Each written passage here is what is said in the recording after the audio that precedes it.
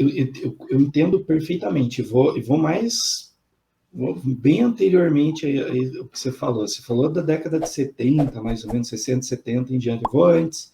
Porque antes, quando você começa a influenciar, a estudar a influência no Brasil, são os movimentos higienistas, eugenistas e militaristas. Vamos lembrar que a gente passou por uma Primeira Guerra Mundial, Segunda Guerra Mundial, que a educação física era muito aliada ao recurso militar. Então, o treino era para a questão militar.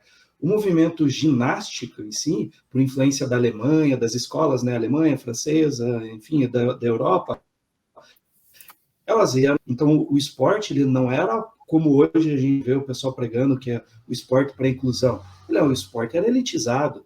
Você não tinha esporte para quem não tinha recurso financeiro, ou não era da família, ou fazia parte de um determinado grupo de elite. Trouxe muito dessas questões, essas lacunas que a gente vem tentando remendar. A educação física hoje, a gente tinha uma influência lá atrás do rendimento, do culto ao corpo, a gente tinha um abismo entre isso e a escola, porque a gente não preparava a escola tanto para a sociedade, a gente preparava na escola para o esporte.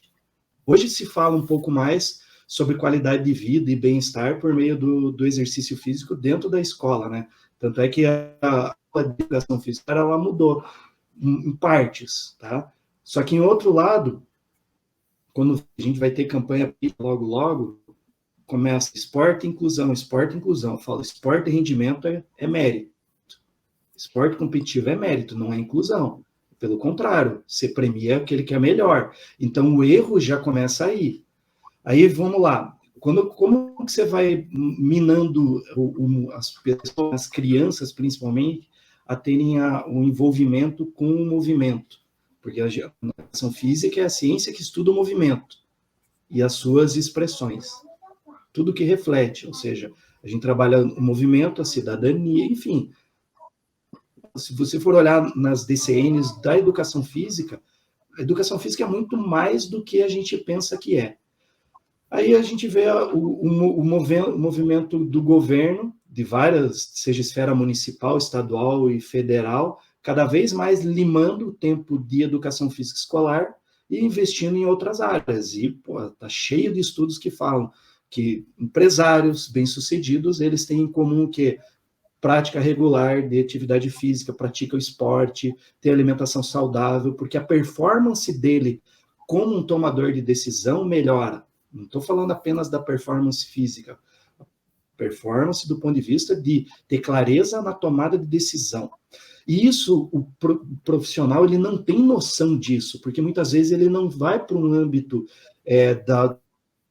do próprio cliente, que é empresário, que é médico, que é juiz, que é advogado, que a gente tem permeabilidade em atuar com essas profissões. A gente, muitas vezes, parece que é uma distância muito grande para entender a performance, para eles é diferente do que aquilo que enxerga como performance para nós. Então, quando você falou muito bem a questão da comunicação, a gente se comunica muito bem entre nós, mas a gente consegue transpor a comunicação para quem realmente precisa. E a gente fica querendo ensinar o que não é para ensinar. O nome de osso, o nome de músculo. Léo, não. Ao contrário, Léo. Ao contrário. Aí eu peço perdão e peço permissão para você. O problema não é que a gente quer ensinar o nome do osso, porque eu, particularmente, me diferencio do meu trabalho justamente porque eu sei o nome dos ossos. Porque anatomia e cinesiologia são as minhas duas cadeiras principais. E se eu não souber o nome do osso, eu não sei o nome do músculo. Se eu não sei o nome do músculo, eu não sei o nome do tendão. Não nesse sentido que você está falando, mas é no sentido de chegar... Eu também entendi. Não, eu também entendi. Mas por que eu estou colocando, estou aprofundando nesse sentido, Léo? Porque o ponto é a comunicação. E você tocou num ponto, Léo, que eu tenho debatido em todas as minhas lives, em todos os meus podcasts que eu tenho feito nos últimos tempos, é a questão da comunicação. E um exemplo bem simplório, como diria Gregório da Silva, a simploriedade está onde? Na capacidade do interlocutor, que está se comunicando, em conseguir trazer ao seu interlocutor, aquele que está ouvindo, exemplos que sejam dentro do seu contexto e da sua capacidade de compreensão. Porque um dos grandes problemas que o PhDeus tem na cabeça dele e que ele não entende é como comparar com uma criança, como um filho. Ainda que você tenha muita maturidade nos seus 40, 50, 60, 70 anos, entenda, você não tinha a mesma maturidade na idade do seu filho. Sim. Como você espera que o seu filho tenha maturidade? Hoje, você olhando para trás, era como o seu pai olhava para você. Então, é uma questão, embora eu não goste dessa palavra, empatia, porque não se trata de empatia, porque você não pode esperar que você sinta. É como se eu falasse assim, Flavinha, você consegue compreender o que é fazer uma dieta restritiva em carboidratos? Porque depois você começa a passar mal. Sabe, Flavinha? Aí a Flavinha fala, não, nunca fiz, tá maluco? Tá louco? Léo, porque você já agachou, né, Léo, com 200 quilos nas costas. Não, você tá louco. Sabe, Léo, quando você sente as vértebras assim, comprimindo, pô, cara, aquela sensação no dia seguinte. Não, eu nunca fiz isso. Como é que eu posso esperar que você sinta algo que você nunca fez? Só tem uma Então, que forma. é essa desmistificação dessa comunicação, né? A gente tem que Exato. entender e falar a linguagem que o cliente espera, né? Então, Perfeito. assim, isso aí eu falo muito assim, que comunicar é você ouvir mais do que você falar. E quando a gente fala em ouvir, eu tenho um amigo que ele fala assim: é você ouvir com os olhos e não com os ouvidos. É você, de fato, observar a pessoa em todos os aspectos. E aí você consegue falar a sensação de agachar com 200 quilos para quem já agachou.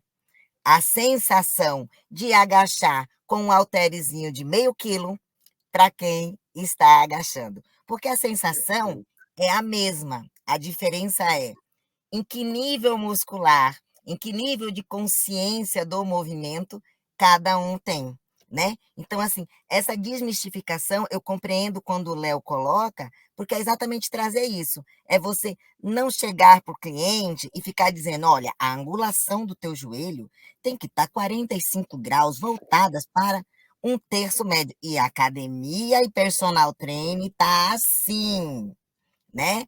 O movimento correto é esse. Mas o movimento correto para quem, né? Perfeito. O Perfeito. Carlos, quando eu conheci, ele estava dando personal, ele era personal de um atleta de luta de MMA. Imenso. O Rafa é super grande, tem uma amplitude gigante, né? Força, não precisamos perguntar se ele tem, né? Consciência da luta, também não precisamos, que a gente não tem dúvida. Porém, eu vi ele trabalhando equilíbrio com o Rafa. Eu vi ele em cima do banco, pedindo para mim, professora, me arruma um banco para ele subir. Eu digo, não vai dar aqui, Léo, não dá, cara, olha o tamanho do menino, não vai caber, ele vai bater a cabeça no teto, né? Mas por quê? Porque ele estava querendo trabalhar, e aí ele não precisava dizer para o Rafael, vamos trabalhar os seus músculos mutíferos, vamos trabalhar, não tem necessidade, mas eu quero que você esteja em desequilíbrio. Porque em vários momentos na luta você vai estar em desequilíbrio e eu preciso dessa musculatura para que você não se lesione. Então, assim, é esse desmistificar o treinamento. O bom personal, o bom profissional, o personal que empreende, quando a gente fala empreende no sentido da palavra de empreender mesmo, de fazer diferente, de inovar. E aí você pode inovar trabalhando dentro da empresa de alguém, sem problema nenhum. E Não. você pode inovar trabalhando na sua empresa personal. E aí sim você vai buscar todos os outros recursos e processos para que você componha essa empresa da melhor forma. Então, assim, a comunicação, ela está dentro de todo esse contexto, na prescrição, na venda, no atendimento, no acompanhamento e sim na individualidade do cliente. E aí eu uso a empatia. É a hora que você tem que ter empatia, para você sentir qual é o momento que aquele cliente está e qual é o melhor recurso que eu vou conseguir jogar para ele, prescrever para ele, para ter o melhor resultado. E aí, se o resultado vai ser 200 quilos agachando ou um halter de meio quilo, Eu tenho que ter essa percepção, porque eu sou profissional que estudei cinesiologia, biomecânica, treinamento, atendimento, prescrição, acompanhamento, E aí eu vou gerando autoridade na construção da minha empresa. E essa autoridade, aí sim você ganha 10, 15 mil, 5 mil, trabalhando com 2, 3 clientes. Você não precisa trabalhar das 6 da manhã às 11 da noite e ficar morrendo. Mas tudo bem. Se o teu perfil é esse, tudo bem também.